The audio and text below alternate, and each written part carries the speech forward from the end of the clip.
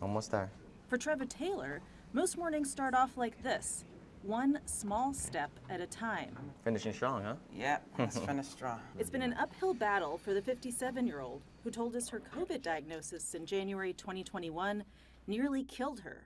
It was scary because I remember my eyes being open, but everything was black. I remember the nurse saying to me, "You have to fight.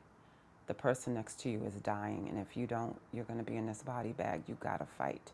Taylor wasn't vaccinated at the time. She was rushed to the hospital on the same day that she was scheduled to get her first dose of the COVID vaccine.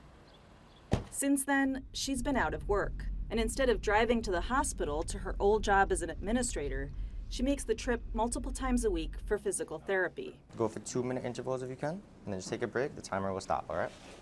I do my therapy. I come home. I can't move off the couch. So for me, I'm up and down like a roller coaster. 1 minute I breathe good, next minute I don't.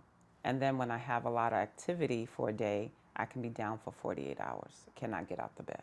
So the whole way up? Taylor's become one of millions of Americans to experience long COVID, her case so severe that she relies on oxygen to get around. There you go.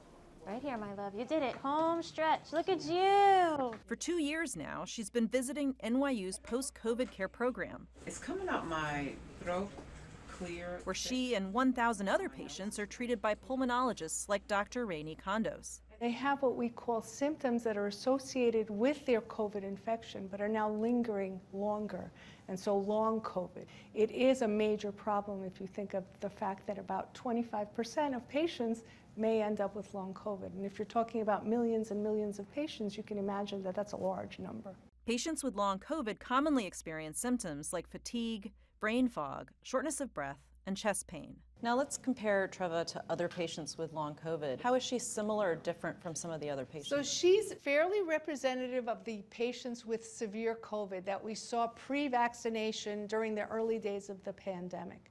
These other patients with long COVID didn't have severe COVID. They had a cold, and the cold got better. And then a few months later, they can't get out of bed. Most of the long COVID patients that we're seeing are those that were healthy and now have lingering symptoms. Hush!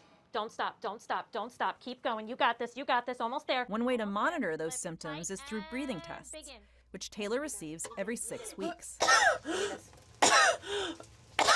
While exhausting, the tool measures her lung function and tracks her improvement over time. Easy. Relax. In what ways does being a patient in a program like this help patients heal? Many of these patients were going to their primary care doctors, and their primary care doctors were telling them they were crazy and that there was nothing wrong with them and they should just go home and forget it. And they felt very unheard. And I think what we're trying to do is provide a place for them to be heard. Hi, yes, I need to reorder oxygen for myself, please. How many tanks you are requesting? I'm requesting 4 tanks, 2 small, 2 tall. Treva, what would you like people to know about long COVID? I would like for people to understand that, first, long COVID is very real. It's not something that's in your head. It's not an imagination. Trust me, I would do anything not to be like this. Every day getting up is a fight. Every day to breathe is a fight. But it's worth the fight because I love people and people give me energy. And as long as I can show a fight, I know that there's a chance. Dr. Celine Gounder, CBS News, New York.